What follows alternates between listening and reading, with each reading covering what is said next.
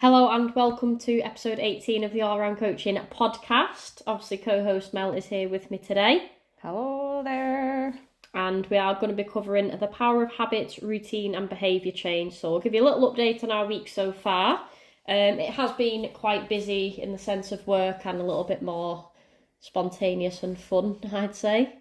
Yeah, for me, just being salaried and being employed by someone else, obviously it ebbs and flows in terms of stresses and busyness. So yeah, it's felt like a busy week this week. But we've managed to get out and done some more spontaneous stuff. We've been out to an exhibition on Wednesday, wasn't we? Yeah, I can't pronounce the name, so I won't, but it was You, Me and the Balloons, which was by Yahoo Kasuma. There you go. I'm going to say, yeah, that's right. And do you know what? It was quite interesting because I think it is your forte, but I actually really enjoyed it, and I just left feeling beyond relaxed after lying in a giant beanbag. Yeah, the beanbags there look like clouds. I don't know if anybody's seen it or if they live in and around Manchester, but you may have seen it on social media. It's obviously big balloons, polka dots, and just trippy Instagram worthy posts. So yeah, it was a good exhibition. I enjoyed it. I actually had fun. Yeah, and speaking of big polka dots and big balloons, we then went and threw ourselves down a hill in near Adlington today, didn't we? Yeah, we got it's called zorbing. We did aquazorbing or sphering. So you get in a giant inflatable ball filled with water and they push you down a hill. I don't think anything prepared us for what the fucking hell was going to happen. Because obviously we booked this like well before we'd even got together, hadn't we? So yeah. Funnily enough, we'd actually booked it off the back of a horror story from my mum, and for whatever reason, it convinced us that we wanted to go and give it a go. What was the horror story? The horror story was my mum and dad were in Southport one day, and allegedly there was a bit of an incident with a Zorb sphere where, it's just an awful story and we shouldn't laugh, we really shouldn't. Jesus Christ, I'm going to hell. Where basically this little child got taken up into the air. Yeah, I don't think wind got it. Yeah, there's just health and safety regulations gone completely wrong. He's fine, the little boy's fine, but yeah, just taken up by a sweeping gust of wind and just took him. But yeah, I don't think it was particularly nice to experience, but yeah, from our, obviously we'd heard that, and for some reason we decided, yeah, go on then, we'll give it a go. We just thought it would be fun, so obviously we got there today, nice and cold, bit of rain, and we thought, do you know what, it don't matter because we're going to get wet anyway. So obviously we got down to our socks and we had to jump through what was the tiniest hole. Yeah, over a puddle, which was ridiculous. I'm not okay with grass and wet socks. You want to just take our socks off for starters? Well, obviously not.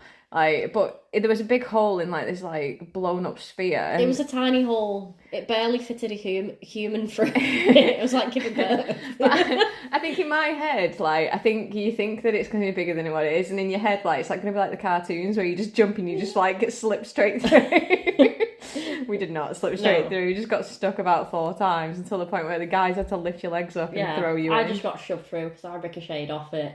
But obviously once in the ball, once in the ball, I think it just started to dawn and set in. So what have we done? What have we agreed to? It's just as soon as they pushed us down that hill, and then we were swishing back and forth. No, but there was water over it, so we thought aquaswimming was, for some reason, it would entail some sort of lake or pond. Yeah. Not getting the ball and it's already filled up with water. It was like being in a washing machine, but I think as soon as that water started hitting my face, I broke out into screaming panic. Setting. And it was like drowning simulation. So if anyone ever wanted any torture technique, I'd say you could do that and you'd get information from me because I wouldn't go back in. But it was an experience and it was funny. Oh, honestly, we drove an hour there and an hour back for 30 seconds down a hill.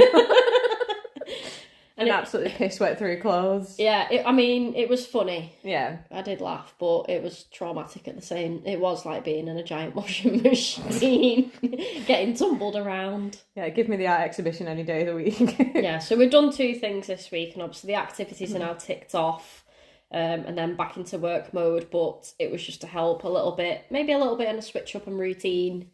Yeah, I mean, for us, like, I mean, we know I certainly normally get my two of my sessions in a week at the weekend, so it's meant that I've still had to feed one of my other sessions into the week, which I don't know about you, but I found a little bit more difficult.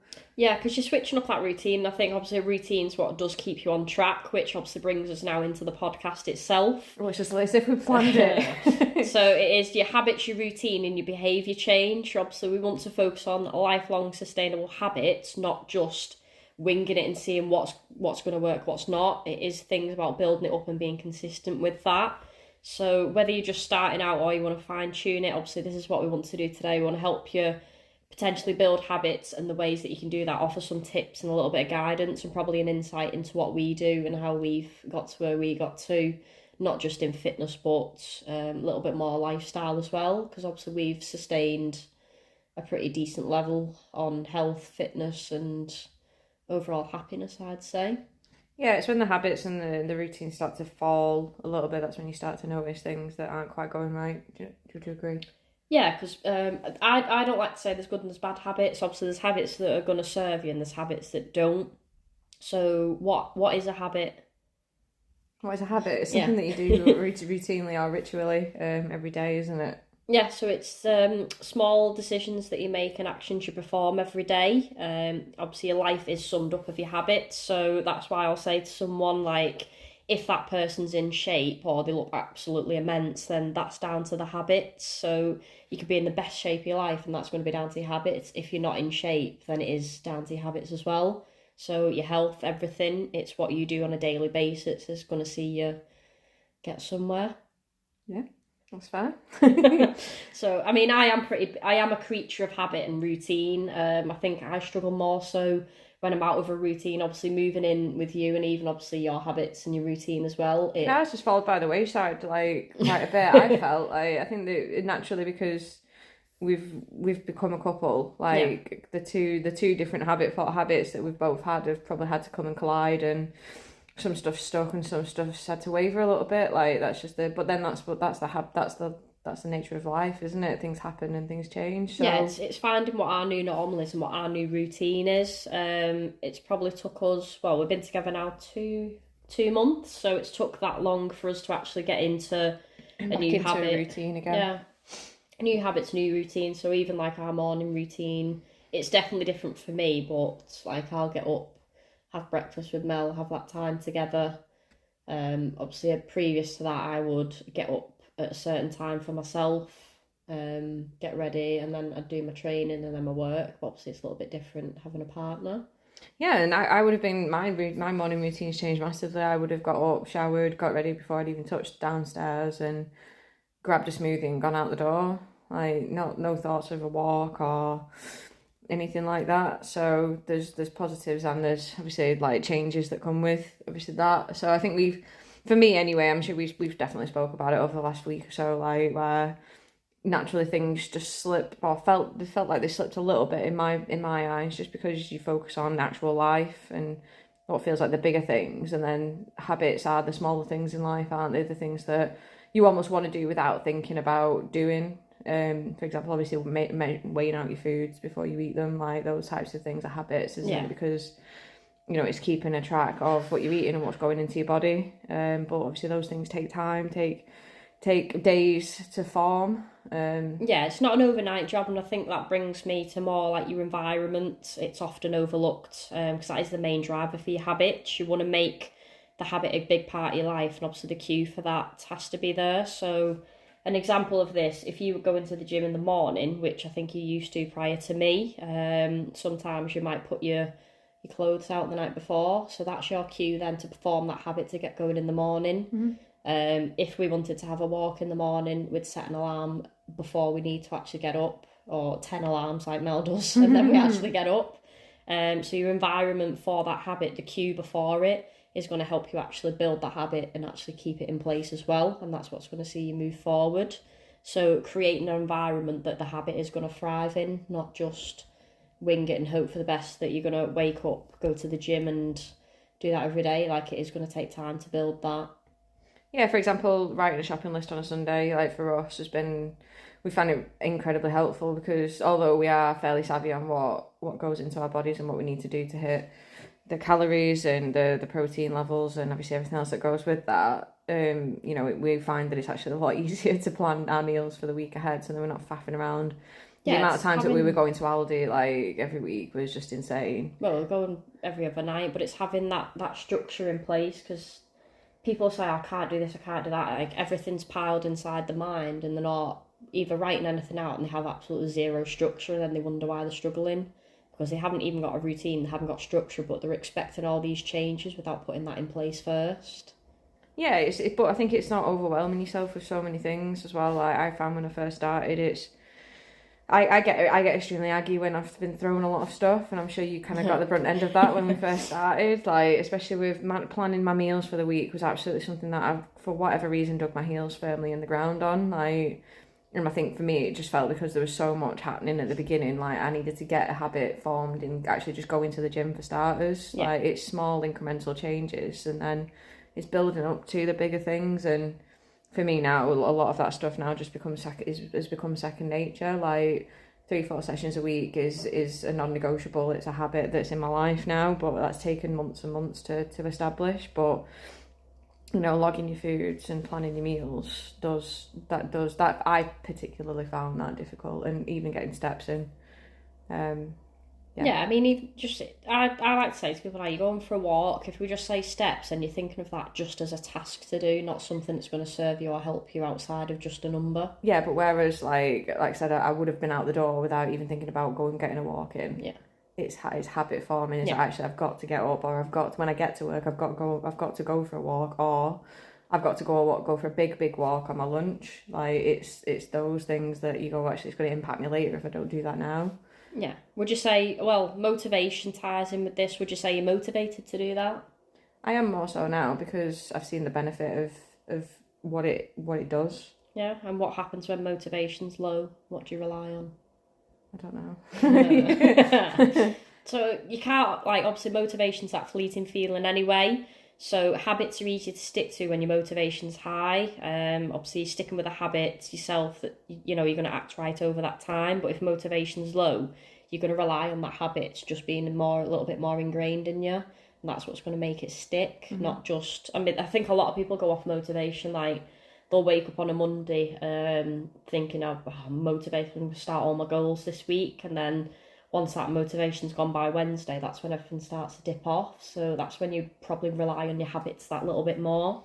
How would you kind of, I suppose, speak to someone that hasn't formed any of those habits? Because surely you need small things to start.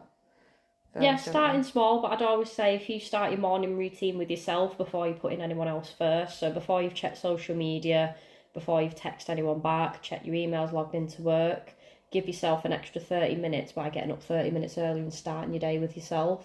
And you're already pouring into your own cup before you're pouring into anyone else's. Mm-hmm. So you can start your day with yourself and obviously setting yourself up for the day, and that's going to help in your productivity, and people are probably going to benefit more if you're in a better mind state and not an aggy little fucker when you go to work. Because you do feel better. I've felt better for getting up sometimes, getting out, and I've set myself up for the day. I'm not then chasing myself at the end of the day. By the time you've got all your tasks built up from either work or everyone else, you put yourself on the back burner, and then you've already set yourself back a day, so that habit's then fallen. So then you're relying on the next day, right, I'm going to start this habit, and sometimes it just never happens because you've started each day like that. Yeah. Does that make sense? Yeah. Yeah, of course. I'm trying to put myself back in the shoes of someone because effectively we're not talking to people that have already got habits formed, are we? We're talking to people that may be struggling or may feel like they're not quite hitting what they need to hit, or it isn't coming as easy. And you're absolutely 100% right. Like, those little things make a difference. Like, I've started to pull more into, I'll actually do a protein yogurt before I go to work to make sure that I'm not snacking, because fuck me, like, it's difficult when there's cakes and biscuits in the office. Like, I need to make sure that I'm getting what I need in there. But it takes little things in the morning it's just, I suppose, how do people start to establish more of a routine? Like, is it more dedication to themselves? Is it more down to mindset? Because for me, I need to see that. I need to see the success of those things happen. But obviously, for you to be able to see that, you need to do it. Yeah. I'd always say, like, if you can spend at least 10 to 15 minutes planning ahead for your week, and this isn't to say planning every single minute and second of the day, But if you know when you're going to do your meals, when you're going to get out for a walk, maybe do some reading, this will fit into your working day. But there's often time slots that people can fit things in. There's a lot of people that can easily, for some reason, sit and do 6 hours on Netflix, but then these are the people that are saying they haven't got time to get out for a walk, or they haven't got time to plan the meals or do any meal prep or look after themselves because they're spending or they're using that time elsewhere. But then these people are the ones that are struggling to get anywhere. So it's like that catch-22, that little vicious cycle that they get stuck in. Yeah, and I guess because there are actually people out there that aren't sitting on Netflix that actually genuinely have busy lives. Like, how do you kind of deal with someone like that? Where like, is it let's just this week let's just focus on X rather than trying to do the whole fucking thing? Because I think that's where a lot of people come unstuck. You wouldn't throw everything at them. So I'd always if it was a client, say an example, I'd find out what the work is, what the structure's like, what the stress levels, any other commitments. And then I wouldn't set someone a 2-hour workout, so I'd structure either like the sessions around them. I'd have them training minimum 3 times per week, because I know a lot of people go in and they think they need to train 5-6 times a week to get anywhere. Steps are always set at a realistic level, and often it is just getting people moving. So it isn't just about 100% straight away. 1% better each day is going to get you moving forward. Like you said, them little small actions, them little steps are going to lead you somewhere other than either staying in the same spot or obviously regressing back, which a lot of people do. And actually, I try and see it, I think, quite visually, and I almost see them like as like little paddocks. Like, you've got to get through, you've got to form certain habits to then get to that next set of habit forming elements. So sometimes it's just as simple as, okay, let's open my Google Calendar and let's look at where my free slots are so I can go and train that week, and then I can go, right, I'm physically there's an hour there for the gym because I need that hour. Then that's an hour there on a Monday, a Tuesday, a Thursday, and 2 on a Saturday and Sunday perhaps. Or then I've got a 1-day wiggle room there in case I can't make those. So it's just, I found that little simple things like that really, really helpful, where, you know, and even sometimes, like, I know that now, especially with you, which has helped massively, like, I know my breakfasts are fairly consistent. Yeah. So sometimes I've fallen foul of, especially with food and trying to plan food, just trying to create like an a la carte menu every single week where I've got a variety of things. Like, you know, when I first started, I needed to keep things simple. Like, I know that I have a bagel in the morning. Like, so for some people need variety, but switch it up 2 or 3 times rather than 5 or 6, 7 times. Yeah, and I think that's where people go wrong. They'll overcomplicate it and think they have to be Gordon Ramsay in the kitchen. So I'd always say to some clients, pick 3 breakfast options, 3 lunch options, 3 dinner options, and then you can just rotate it every other week. So one, you're not getting bored, but 2, you're not then getting stuck at night thinking, oh, what can I have? And then you're probably going more off track that way because you've got to make them decisions. And sometimes when you're absolutely starving, you don't make the best decisions. So if we've got a plan in place for that, where you've actually got some structure, not like down to every ingredient, but a little bit more structure with your meals and what you're having. And then obviously I'll always say to clients, you can plan your protein around them meals, and it makes it easier to hit your protein target when you're getting it in at the start of the day as well. Because I think a lot of clients go wrong where they eat as they go. They think that, some of my guys obviously with the logging, they think if they log at the end of the day, you're going to remember everything. That's when the inaccuracy comes in. Or they'll get to the end of the day, they've missed the protein, they've gone over on calories because they've done as they've gone, they've not planned the day. And then it gets overwhelming, and that probably fear of failure sets in because they haven't, in their eyes, had a good day. But it's just lack of planning, lack of management with the time, possibly for not planning. I used to find that a Sunday evening is natural. I don't know whether most people feel the same, whereas like at about 5, or probably about this time now, 5-6 o'clock on a Sunday, is where I'll normally sit down and start planning my week. I'll normally start putting my head into work mode. Whether that's healthy or not, I don't know, but that's another question for another day. But it's actually planning, right, okay, well, when's my gym routine going to be in? When are my meals planned in? Like I said, I know that my breakfasts are going to be fairly consistent over the week. If I'm in the office, I'm going to be eating the X, Y, and Z. And then naturally, if you've sat down on a Sunday and done your shopping list for the week, you know what you're eating Monday to Friday anyway. So there's nothing worse, like you said, when you get to it's just habits of those, isn't it? It's making sure that you're getting yourself set up. And sometimes whether you stick to that or not is another thing, but at least you're forming those habits and setting yourself up right for the week. Yeah, I think it's harder especially if you don't plan ahead, you just feel overwhelmed. So if I didn't structure my week, when I was going to train, when I was going to have clients, when I was going to do admin, any online work, I do get overwhelmed, and I think some lack of planning from me the past couple of weeks has led to me feeling more overwhelmed because I haven't planned ahead enough. I haven't structured that time in, and I thought sometimes you think you've got more time than you have, and you haven't. That time fucking slips away very quickly. So I do think planning ahead for the week and knowing where you're up to, and then also planning in that time for yourself, so you're not just in work mum mode, partner mode, or whichever. You've got that hour or two for yourself as well, just so you're not hitting a wall and pouring into everyone else's before your own. Yeah. But I would say, obviously, if you're looking to start something, just pick a new habit that's easy without relying on too much motivation. So you can start small. An example I've got for this: if you start on 5 push-ups per day rather than 50, because a lot of people want to build a little bit up from that. So if you break that down 5 per day, if I said to you now, do 50 push-ups, it's a bit too much. But if I said to you, do 5 each day, you're going to build up to it, and you're not going to notice that you've done 50. So it's starting on the lower end, building habits that way. If I said to you, plan your meals Monday to Wednesday, break it down a little bit. So you're just doing it in stages rather than throwing everything at you and saying, do this, and you're having to fit every single day in and then getting overwhelmed with the tasks or not doing anything at all. Yeah, I certainly did that. Yeah. You needed to do that with me anyway, where you just got, I wanted that spontaneity, especially with food, and but actually in actual fact, I'm not often one to hold my hands up and say, yeah, you were right, like, but you were right. Like, once you've got that planning in, once you've got them habits in, it's a lot easier. Yeah, just breaking it down. Like, obviously building habits is like, no habit's big or small, but you can build, like, there is big ones out there, but you can break it down into little segments, break it down to 2, 3 or 4 segments, and then that's going to make it easier to then build a habit, because it doesn't happen overnight. As much as Instagram makes it look fucking easy to go from shredded in 2 weeks with fucking... Just getting up in the morning, like, at 5 o'clock is hard enough. Like, that's a habit in itself. Like, you know, it's finding a routine, it's finding, you know, what works for you. Like, there's no set, you know, some people prefer working out in the middle of the day, at the end of the day, when it's quiet, or quieter, or in the morning. Like, I think it's just finding out what works for you, and sometimes you'll find it works right, and sometimes you'll think, yep, that's fine, no problem, I can establish that. But if you don't try it and you don't get started, then you'll not know what works for you. No, and I think a lot of people fear failure, but plan failure in.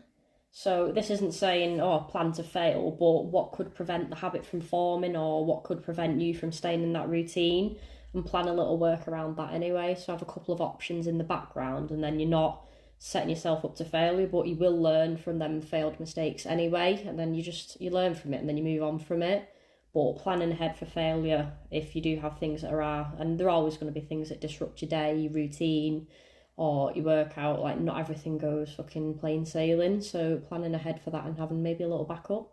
Yeah, I mean, I've got a pretty busy week in 2 weeks where I'm out 3 times in 1 week, which is a big... Yeah, she's abandoning me. It's been 2 months now, she's bored, she's off. I'm gone. You know, and I know that week's going to be fairly tricky, where there'll be foods that'll be tempting, and, you know, the option to drink quite a lot will be there, so I know I'll need to plan. I think you've formed enough habits to be more mindful about it, because I think previously, like, people really underestimate. I got asked by one person, do I need to log alcohol because it's just liquid? But people underestimate what they do actually consume, so I think you would be more mindful. Like, you went out, was it last week, and you went to Pepsi Max after a few drinks, which is unfucking heard of for starters. Exactly, but that's just you being mindful, because obviously 1, we're both starting 42 Elite, and 2, we are going on holiday, so we do want to feel better. There's nothing wrong with wanting to be a little bit leaner, feel a little bit healthier and a little bit more alert, and I think alcohol has affected maybe the mindset and mood, or it has for me the past few weeks when I have drank, and it does roll over to more days. So for me, alcohol isn't a habit that serves me very well. It sets me back massively. So it isn't, I've said I won't be drinking now until I go on holiday. Yeah. I'm having a little bit of relaxation. I'm not going to get slaughtered. But it's like your food, relationship, everything like that. It brings me down to why diets may not work. People think, they'll try and build habits around the food, but then the diets have either been too restrictive, they've gone to meal replacements, or they've been unrealistic.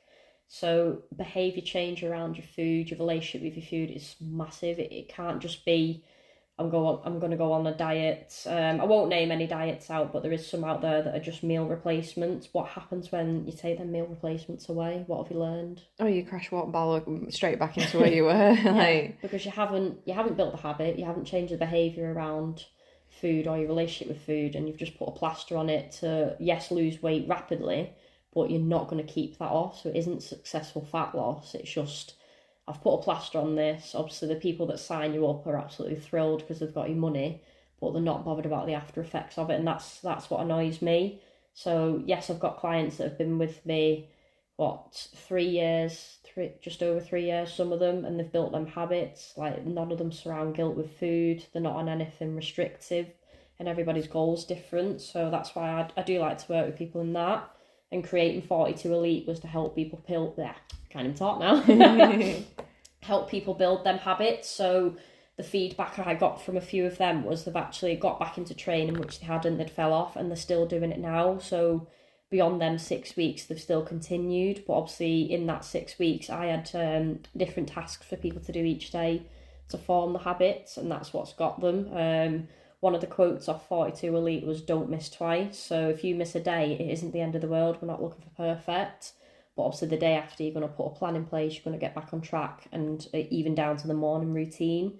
Everything was planned out with this as well. And I think definitely how you start your day is going to see you succeed. Yeah, 6 weeks is enough time to start seeing changes, isn't it? It's enough time to start forming habits, at least. Yeah, and that's what we want to show people, because we're going to have a holiday, but also do this 42 Elite, because it isn't waiting for that perfect time. We wanted to get started, we've got a holiday, and we want to show people what you can do.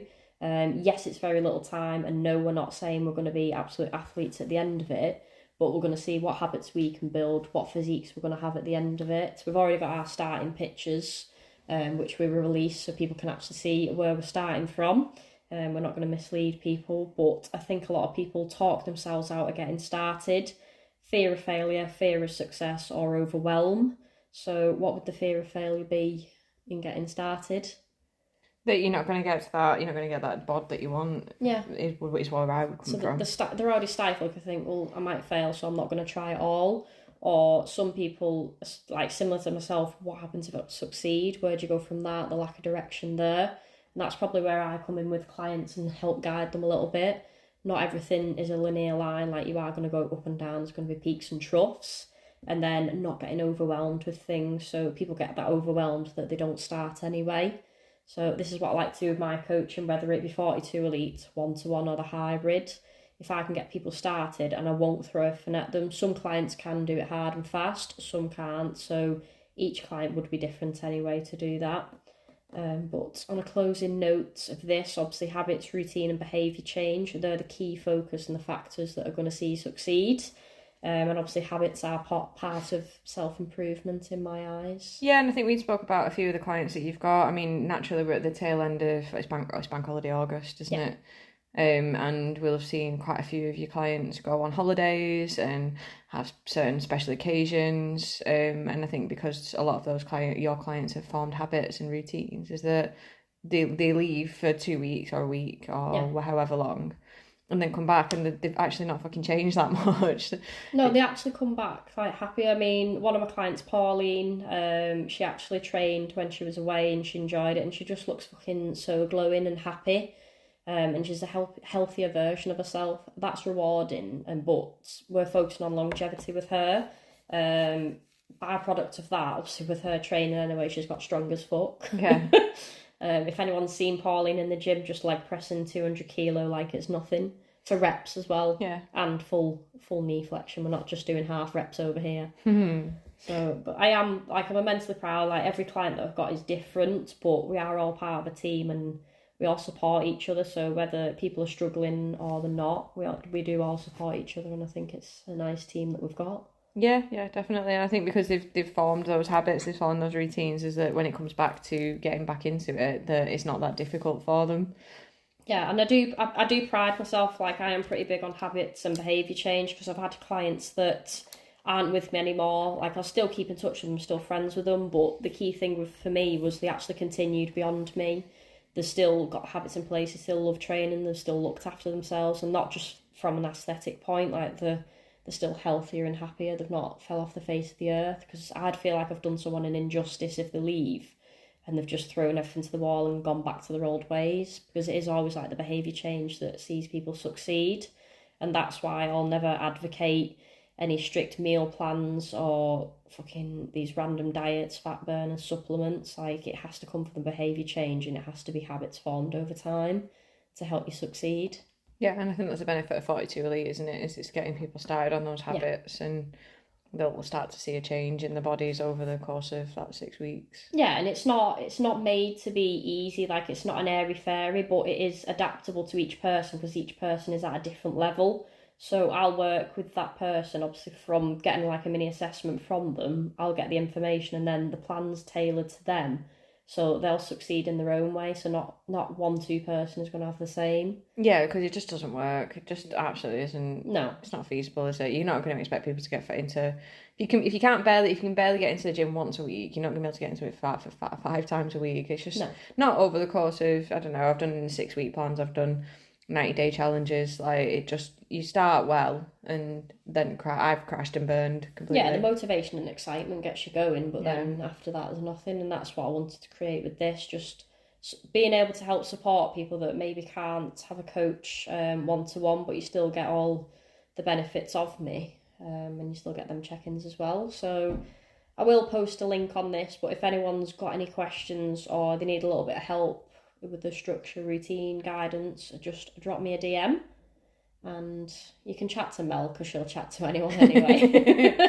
I'm probably planning our next stupid adventure, to be fair. Yeah, we'll see what else. We've got 6 by Nico next week, which is, well, we're going Law with Oliver. It's a themed tasting menu. Yeah, once upon a time it is. So I'm excited for that. So we're still living life while actually looking after our health, which can be done. So habit wise, we'll probably just going back to that. We'll probably plan breakfast in, and then trained, and then left. So we won't just be mindless in the day and then think, fuck it, we're going out anyway. We'll just inhale a small village in the meantime. We're actually I'd probably remove a meal, go a little bit lower calorie in the day, and then obviously I can enjoy my actual meal at night then. Or alternatively, you just account for the calories over the week and just discount it elsewhere, so you're not, killing yourself on that Sunday. No, don't starve yourself, because it never ends well. You end up overeating when you get to the end of the day if you're going out for a meal. So that's a little tip from me. Mm-hmm. So we will leave it there. Thank you for listening. If obviously anyone does like this or finds it helpful,